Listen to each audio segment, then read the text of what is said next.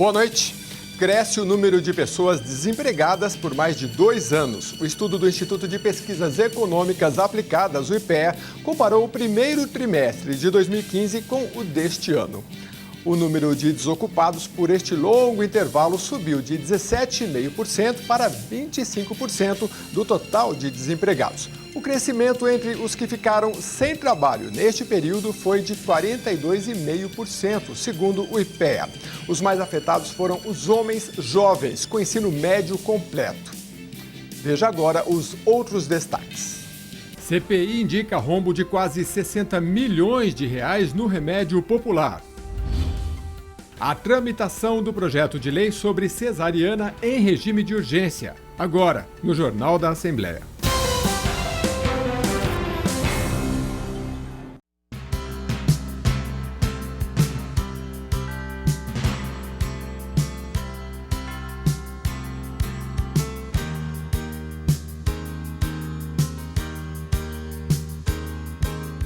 Parlamentares da Comissão de Saúde se reúnem no plenário José Bonifácio para analisar pauta com 11 itens.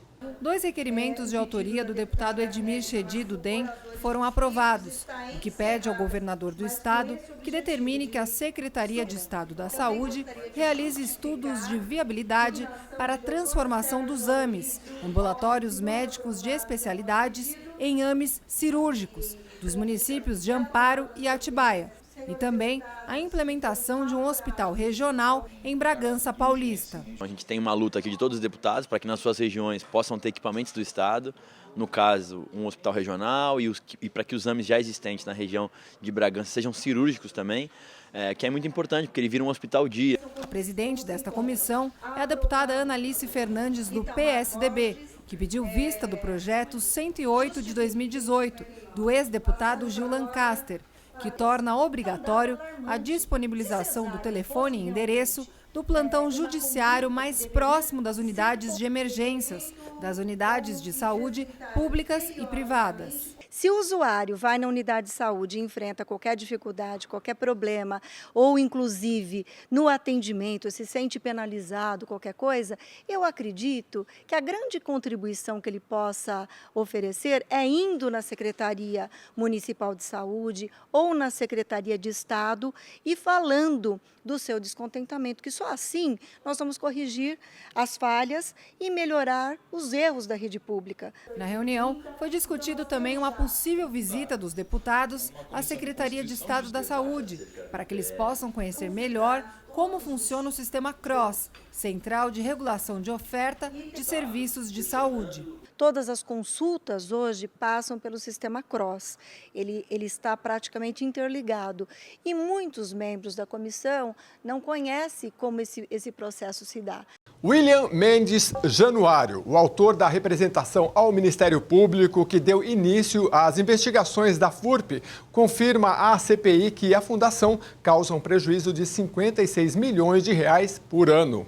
William Mendes Januário trabalha na FURP em Américo Brasiliense há 9 anos como operador de empilhadeira. Em 2017, ele e outros 61 funcionários foram demitidos. A empresa alegou crise financeira. William desconfiou da justificativa e foi atrás de provas de irregularidades. Os investimentos que não foram executados, tipo o prédio, eu sei que não foi executado até hoje. O registro de medicamentos, que também teria que ter sido feito, eu sei que não foi feito da forma prevista no contrato, sei que não houve o aditamento, e o próprio superintendente falou ele usou a palavra gap, né, dessa diferença aí que está sendo pago a mais para a CPM. William teve acesso a contratos por meio do portal Transparência do governo federal e verificou que algumas cláusulas não estavam sendo cumpridas, como falta de obras externas e a construção de mais um prédio. Ele identificou que as fábricas em Guarulhos e Américo Brasiliense trabalham abaixo da capacidade e que praticariam preços abusivos, muito maiores que os praticados pelo mercado. O governo compra medicamentos da Fundação para o Remédio Popular, 90 milhões de reais por ano. Se fossem comprados no mercado, seriam por 34 milhões de reais. Prejuízo para o erário público de 56 milhões de reais por ano. O Estadão também publicou uma matéria que eu acho que eles conseguiram os dados oficiais aí, que tem medicamentos que chega a ser 600 e poucos %, quase 7 vezes mais o praticado pelo mercado. Os funcionários entraram na justiça e foram recolocados. Ainda assim, William fez a representação no Ministério Público de São Paulo contra a FURP. Depois, ele foi transferido para a Secretaria de Saúde de Araraquara. Durante o depoimento, William citou 3 nomes. Imediatamente, os deputados fizeram requerimentos que vão ser votados na próxima reunião. O deputado Tiago Auríquio, do PL, pede a convocação de Ricardo Lima, que já foi gerente de produção na fábrica da FURP em Américo Brasiliense.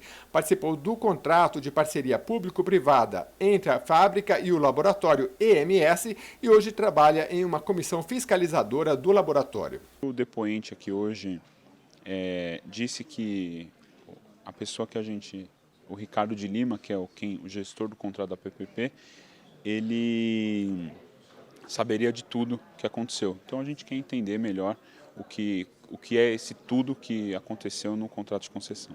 O deputado agente federal Danilo Balas, do PSL, protocolou requerimento de convocação para Walter Brocanello, gerente da FURP.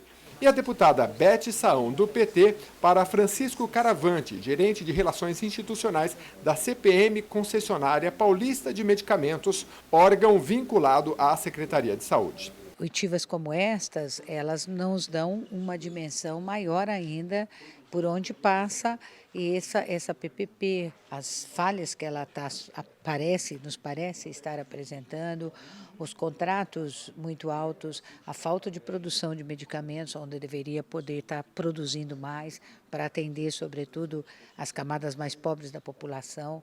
Portanto, começa a criar uma musculatura e uma forma, né, que a gente vai, à medida que nós vamos ouvindo mais pessoas, a gente vai construindo também o nosso raciocínio que vai dar os dados necessários para os nossos relatórios. 2 requerimentos do deputado Edmir Chedid, do Democratas, presidente da CPI da FURP, foram aprovados. Um deles pede a prorrogação da CPI por mais 60 dias e o outro convida o coordenador da Coordenadoria de Assistência Farmacêutica da Secretaria de Saúde para falar à CPI. Eu recebo das mãos do presidente do sindicato dos químicos que gostaria de ser convocado ou convidado para vir aqui e trazer uma sugestão de como viabilizar a FURP. E ele já nos antecipou, se a FURP produzir os remédios que ela pode produzir, os clones que ela pode produzir, tanto a fábrica de Guarulhos como a fábrica de Américo Brasiliense podem trabalhar a 100% do que a planta pode oferecer de produção, barateando os remédios, produzindo aquilo que está faltando no mercado na rede pública. Projeto de cesariana em regime de urgência. A previsão é de que o projeto que dá à gestante o direito de escolher pela cesariana na rede pública seja votado ainda hoje. O PL apresentado pela deputada Janaína Pascoal, do PSL, depende apenas do fim de um congresso de comissões que analisa uma emenda de plenária. O Congresso reúne as comissões de Constituição e Justiça, Finanças e Direito da Mulher. É lá que a situação e a oposição travam a batalha mais recente. O repórter Maxwell Figueiredo tem as informações. Os deputados das 3 comissões se reuniram no plenário Tiradentes aqui na Assembleia Legislativa. Lembrando que a reunião estava marcada para começar às 3h30 da tarde e nesse horário apenas os deputados que são favoráveis ao projeto de lei da deputada Janaína Pascoal do PSL se encontravam no plenário. Quando o quórum foi atingido, aí sim os deputados de oposição a esse projeto chegaram ao plenário Tiradentes. A reunião começou com a leitura do voto da relatoria da deputada Damares Moura.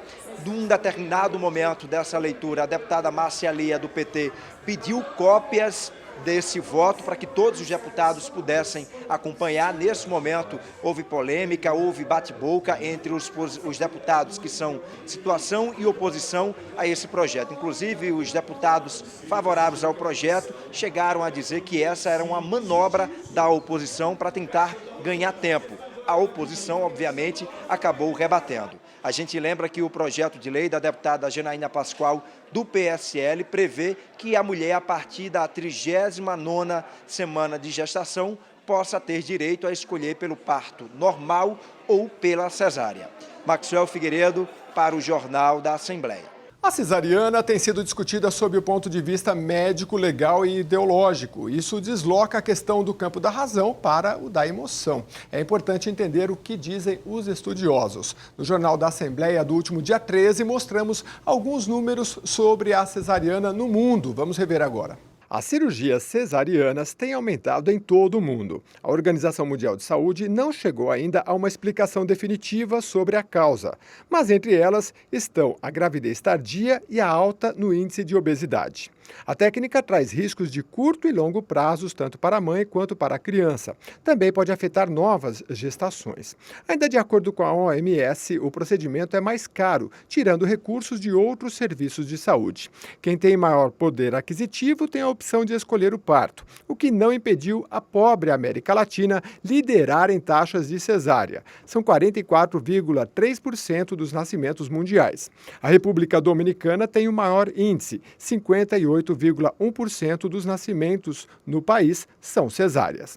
O Brasil é o segundo no ranking, com 55,5% dos nascimentos.